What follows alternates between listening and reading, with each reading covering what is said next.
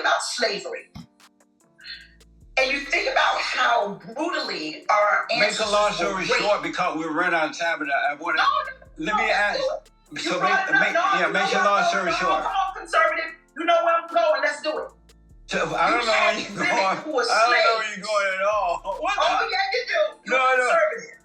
Come on, baby. You keep saying you had women, and you had our ancestors who were raped, and they said, "Have that baby and get out on the field and work." Was that right? Yes. That was right. Yes. So my ancestors being raped, and then Master said, "Get out there and work in that field." You don't know one of your ancestors that was raped and went to the field. In the Black community, we have done Christianity a disservice. The community is so out of order in a lot of areas, in a lot of ways. I talk all the time about the church plant pastors, right? The social justice, social gospel pastors who sabotage the Black community because they are the para-ministry of the Democratic Party. But you also have this segment of the Black community that has been overrun by feminism, overrun by the matriarchy. Because in the Black community, the liberals and the Marxists and the socialists kicked out the Black man, destroyed the Black family, elevated the Black woman at the expense of the family, at the expense of the Black man. Nowhere is that more evident than in most traditional Black churches. Because you have this epidemic of people who are out of order when it comes to governance in the church, namely female pastors. Female pastors run rampant in certain denominations within the Black community, within the quote-unquote Black church. You have this one example of why that is not good for Christianity. I have with me today Pastor Jamila Gooden. She is a pastor at the Unity Church of Charlotte in Charlotte, North Carolina. I didn't know this woman was from Charlotte before I started looking at this video. And this is doubly embarrassing and disappointing. You know, Charlotte has the most churches per capita in the United States. It's a fact that I learned when I moved here. And because you have all these churches on the corner, you have all kind of confusion. Because you have so many different people. People get upset, oh, I'm gonna go start a church. Unity Charlotte International. That right there explains what kind of church this is. So you are a pastor. You're married and you're a pastor, right? Yes, I'm happily married. Nice. You have children? Any children? Well, we have altogether, there is 8. And so we have a blended family because we have a blended family. I have 2. I have Dylan Hunter and he has 6. And so together we're a blended family. Although his children are older and my kids are younger, we can kind of mesh kind of good. So blended families do work. They work. Amazing. So that means that you've been married before. I have. What made you decide to get married to a man who has already been married? Well, why give up on something you desire? And I desired a healthy marriage. And I'm a bit of a go-getter. And so you have to make a determination, is your heart worth it? And because I value love, I took the chance and I finally, with the help of God, got it right. And so now I have a healthy marriage. I think if you want something, don't give up until you get it. That's amazing. So you know how I made that video talking about the 4 types of churches that are dangerous to the Christian? Well, this one falls in that first category. I'm already seeing the doctrine of the church that she preaches. There's no biblical truth, no biblical foundation. It's all about what can God do for you.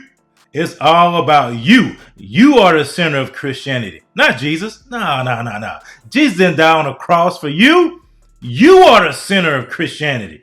God is just there to meet your earthly and fleshly desires.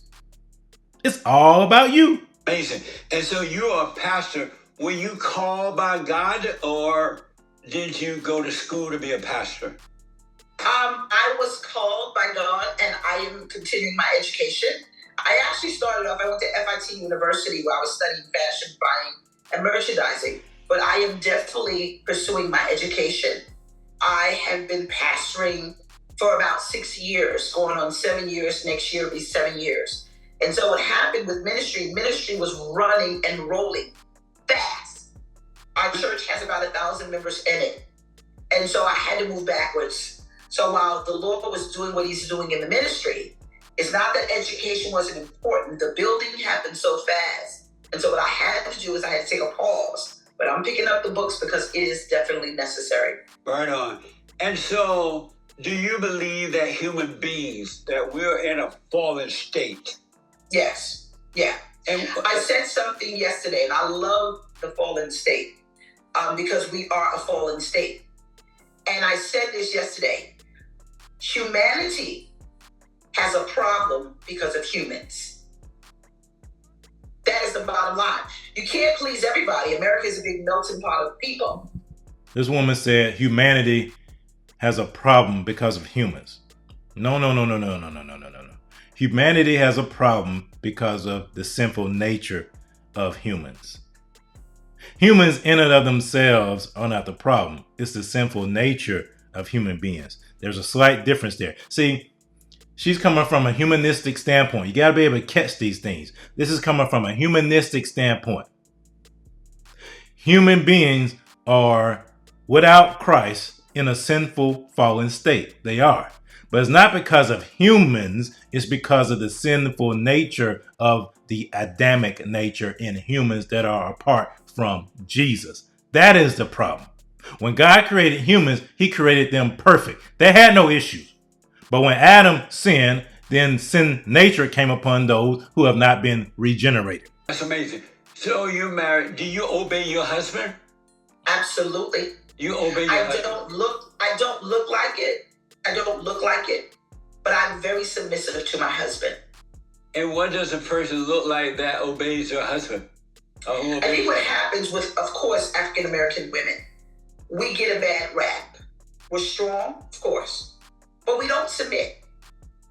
I believe in submission 100%. But this is the problem. You've got to be worthy of me submitting to. The word submit means to submerge, right? It is very easy to submerge yourself to someone that makes it comfortable for you to do that. Right. And so it's really not a look per se on the personified base. It's a heart thing. And so right? You do obey him. Obey. I said the vows. I read the vows. I marry people. Obey. Nice. Obey. I'm wondering, let me ask, do you believe in the order of God? I do. I'm sorry? I wouldn't be a pastor if I didn't. And what is that order? Obey your husband. Obey. That's what the book says. It says, husbands love your wife. Notice she said that's what the book says. As Christ loved the church and laid down his life. Right? Right. Wives, obey your husband. Right? And so, of course, why wouldn't I? I wouldn't have pursued getting married again if I didn't believe the principles in the book that I read every day. Amazing. And so do you believe in the order of God and Christ? Christ and man over woman, and woman over children? I believe in the order of God, man, woman, children. So you do believe God and Christ, Christ and man over woman, woman over children? Absolutely. And so do you believe that women were created to lead or to follow? I believe women were created to lead and follow with the respect of the husband giving the ordinance based upon what it is. Because you have a lot of women in leadership. You have a lot of women in leadership, and you have men that don't believe that women should be in leadership. I know where you're going. You're conservative. I've done my research. So if you have a woman that is leading, the Lord would not have governed Mary to be in a position that she has to lead if Joseph was not necessary. So I What? But I believe in the heart of understanding who is going to lead and what area and why. Because my husband drives truck. I can't get on a truck and drive a truck unless I set on a leadership to teach me how to do it. But God So would I never, believe in leadership with understanding. God would never put women over men to lead them. Why would God call a woman to be a preacher or a pastor when he would never put, because women were created to follow and not to lead. And God even said that every time the man listened to the woman, he suffered. Why would God call a woman to be a preacher when he knows that the man going to suffer every time he listened to her? Because Galatians 3. I'm sorry? Because of Galatians 3. Of gallons of 3? Galatians 3. Oh, in the Bible. Meaning what? Yeah, you are pastor, so you know this? Okay, let me read it for you. Galatians 3, 28 and 29. There is neither Jew nor Greek. There is neither slave or free. There is neither male nor female. For you are all one in Christ Jesus. Right. And if you are Christ, look at this, then you are Abraham's offsprings, heirs according to the promise. That's what justifies me saying, yes. Let's talk biblically. Since you don't want to talk about the book, let's do it. The Bible declares that this woman named Deborah, who was a prophetess, and her husband, who knew that she could lead. The Bible said her husband's name was Labbath. The Bible states that this woman led. And I believe that sometimes leadership is necessary. But she only led because she listened to men. A man. She wasn't leading on her own. She had a man leading her, and she was putting out the service. But I want to know, why do you think God will call a woman to be head over men when, on the other hand, He said that every time you listen to the woman, you suffer? But you're kind of in the Old Testament, right? And so because you're going Old Testament, I do understand what you're saying with respect. And what am I saying? What you're saying is you don't believe women should lead. No, I'm trying. Not only do I not believe it, I know for a fact that God would not put a woman over a man because that's not His order. And He said, well, every time you listen to the woman, if you notice, every time the man listens to the woman, he suffers. So why would He call a woman to be a preacher or a pastor or a teacher over a man when He knows that the man going to suffer every time he listens to the woman? So because you have been engaged twice and never married, and because you are a conservative, you're speaking from your perspective. No, I'm reading from the Bible. No. No, that is in the Bible. So let's do it. Hold on. Let's do this rhetorically.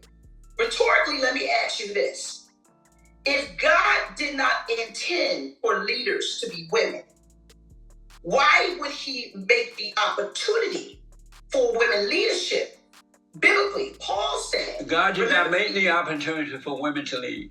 No, men are weak, and they allow that to happen. If men were not weak, there would be no way women would be in leadership roles. It would be maybe impossible. that's why we are in leadership roles, baby. I'm sorry? Maybe that's why we are in leadership roles. Because men are weak. Because remember, submission means to submerge. And I think a lot of times what happens to individuals, they are not understanding that women are supposed to submit, but give us something to submit to. But like I said earlier, it is an understanding. I think people who kind of don't believe women should be in leadership. It's not that I don't believe it. I know they shouldn't be in leadership because it's that's your opinion. It's not my opinion. It's not the order of God. So why would God present the opportunity? God doesn't present that opportunity at all. That is allowed. That is allowed by men because the men are weak. Okay. If men we repeated it, but if men were not weak, there's no way that women would be in leadership. Well, that's your opinion, and you. No, that's not my opinion. That's from the Word. It's in the Word. But no, Because the Bible declares that, remember Phoebe, remember these women in the gospel. Paul said it. He said, these women in the gospel. But those women were led by men. And so, wait a minute. Do you believe, now I'm going to answer this. Do you believe that God can do all things but fail? I'm sorry? Do you believe that God can do all things but fail? God can do anything that he wants. He has. And so, you just answered my question. But that's not why women are in leadership. But baby, women are in so-called leadership because the men are weak. And if you notice, the more they allow women to take over. You're contradicting what you just said. But if you notice, the more women are taking over, the worse things are becoming. You're contradicting what you just said. What do you mean? Because you sat there on your beautiful leather couch and you stated that I believe God can do anything he wants. I know he can. Wait a minute. Let me help you. Because now you've dug a hole and let's try to get you out. Because you stated openly that God can do anything he wants. So are you dictating the hand of God? Because you just said he can do anything he wants. But I don't understand the point you're trying to make. No. It's very clear. What does that have to do with women in leadership? In leadership? I'm saying God can do whatever he wants. Are you saying that God put women in leadership? God can do whatever he wants. Are you saying that God put women in leadership? I'm asking that. I'm saying God can put anybody in the seat. We know that. One more time because I need to move on. Are you saying that God put women in leadership over men? No, that's what you said. I'm asking you, are you saying that? I'm saying God can put women in leadership. God can, but he doesn't. He does. No, he doesn't. So you mean to tell me that the Immaculate Conception, Mary, that she was necessary, that God chose a woman to bear his son? That's how necessary women are. But that didn't make Mary a leader, though. She was just a virgin, hadn't done anything wrong, so she was able to have I believe I believe. This is my perspective. But she wasn't a leader. I believe by her saying okay to every bit of ridicule, rumors, and slander because of the way the Immaculate Conception came about. It put her in a level of leadership. No. Because no, it did not. Not at all. Wait a minute. This I'm saying. But it did not put her in leadership at all. Okay, so she was just the oven that carried the bread. Once he put the bread, the bacon in the oven, she was just a bread holder. That's all. Okay. No. That's your opinion. But no, it's not. That's not my opinion. My perspective is the fact that she took an assignment to lead the way of the Messiah's birth. No. She led the way. No, you're making this out to be something that's not true. Wow. I'll put the link to the entire video in the description. Look here. Women do play a special place when it comes to God's hierarchy. They do. Women are special. Women are equal in terms of value to men. There's no doubt about that. But when it comes to governance, when it comes to leadership, God has a biblical order. It is God, man, woman. If you read Titus, if you read Timothy, God talks about how a man who desires to be a bishop and overseer should be the husband of one wife. Biblical order is the way God ordained it. Man, because man has succumbed to the pressures of the culture and society, has buckled and bent the knee and has perverted what God has written and stated in his word. Man does that. And people like her distort the truth of the gospel. They confuse people by using word salads that really mean nothing. And all it does is create victims. The people that go to her church are being victimized because that church is out of order. We're not victims. We are empowered for greatness.